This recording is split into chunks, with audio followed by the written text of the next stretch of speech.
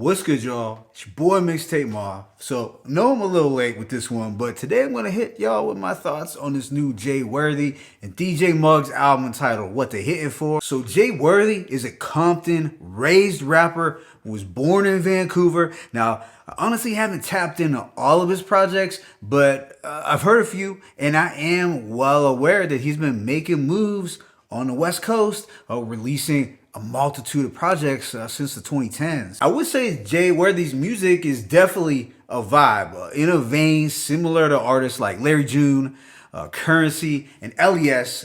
Now, Jay Worthy is his own man, obviously, but he is clearly cut from that cloth artistically, as far as making laid back, Macish lifestyle music. He has done projects in the past with the likes of The Alchemist, Harry Fraud, and London Drugs, but this time around, he locked in with the venerable DJ Muggs, a West Coast producer legend whose longevity in this game deserves more recognition, honestly. This thing contains 11 songs lasting approximately 33 minutes, but with that being said, let me go ahead and just hit y'all with this track by track breakdown. The opener, We Don't Die Here, has a mellow sax beat that's tranquil, but also funky and blunted enough to know that Muggs was behind it. On here, Worthy talks about surviving the streets of Bompton. I'm not sure how long he lived there, but he talks as if he has seen a lot, as noted on lines like, "To talk the way I talk on these records,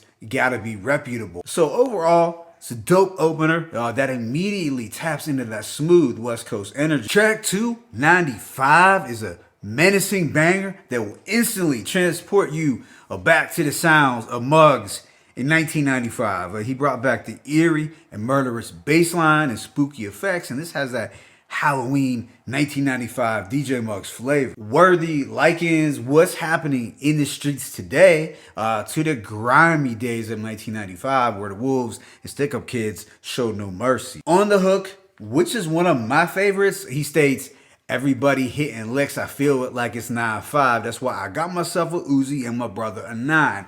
I loved how he paid homage to KRS-One by repurposing his lines at the end. Following song, The Gentleman, mellows things out quite a bit. Here we get a hazy but gentle blaxploitation sample. It's drumless and appealing to the vibes of a 70s flick. I think Worthy captures the feeling best with lines like, "This that 1970s shoot up your vein flow, watching Ron O'Neal sniff powder and push though." And I feel this style of vintage production was screaming for a Rock Marcy feature, even down to the Pimp movie excerpt. Afterwards, we get the bright and up tempo in New York. The triumphant soul beat here feels like the theme music to any of your favorite blaxploitation heroes. Pick one, whether it's Goldie, Superfly, Shaft, Coffee. On this record, Jay Worthy talks about getting love in the rotten apple while being a Bompton man. This was a dope, feel-good record that showed that bi-coastal love, but I was a little on the fence about the hook, to be honest. I guess it grew on me a bit, and it is catchy, but I still think the "I'm a Bompton man in New York" sounded a bit silly. The energy was there though, I'll give it that. Muggs and Worthy wind the tempo back down again on thuggin' psychedelicism, where we get a very trippy and otherworldly synth loop that puts the capital P in psychedelic. Now, I've never done acid, and I don't plan to, but this beat feels like what I would imagine to be the audio equivalent to doing it. And on this record, Worthy does some storytelling about bagging a shorty while off of LSD. His singing on the chorus isn't the greatest, but smoother than the previous song, in my opinion. Following this is Wine Connoisseur with TF, which is set to a very attractive sax loop. This time, Worthy delivers a hook that I could 100% get behind, as it was buttery smooth for sure. TF also did his thing with his trademark South Central LA voice that kind of does give me Nipsey vibe. Right after is Ducky's Home, which is a jail call freestyle by Ducky, who raps his heart out a cappella style. You gotta love a good jail call freestyle on albums when it is done right, and this is one of them. On the following, A-Wax and O-Dog, Muggs brings back the demented bass line from the 90s.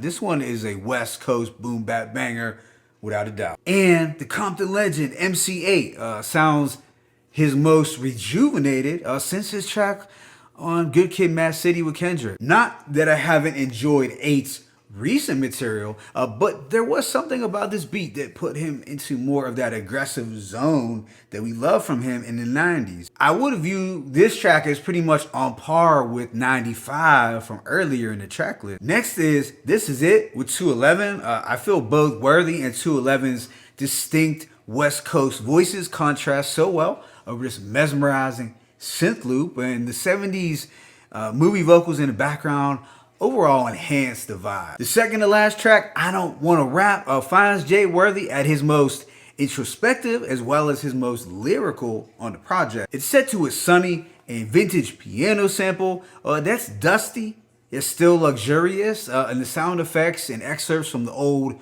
Compton documentary are a nice touch too. I honestly feel that the album could have ended with this record because while the last song, Bitch I Miss You, isn't bad, it's lacking the epic closer feel of I Don't Wanna Rap. And besides, it contains this same sample used on Mob Kami's Pray for Haiti, except it's slowed down. On its own, Bitch I Miss You is a cool track, but I don't particularly love it as the last song. I don't know. Maybe I'm being too picky, but I Don't Wanna Rap was way more cinematic as a closer. So overall, I give this project a rating of 4 mics to possibly a strong 4 mics.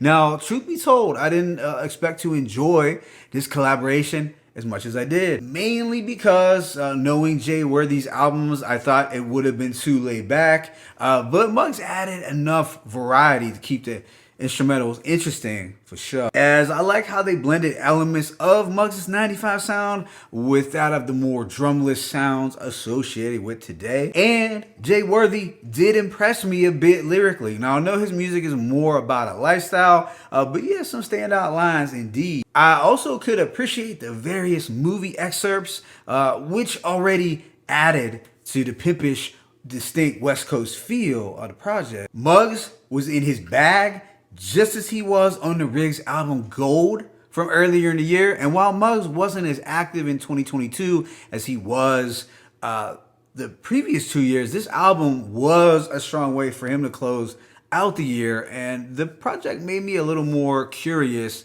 to check out future Jay Worthy releases. My favorite tracks include We Don't Die Here, 95, Thuggin', The Wine Connoisseur, AWAX and O-Dog, and I Don't Wanna Rap. Let me know what you thought about this album in the comment section. It's your boy Mixtape Moth. I'm signing out, but please make sure to hit that like button and subscribe to the channel. As always, it's peace and blessings. Jay Worthy, DJ Muggs, what they hitting for. 1.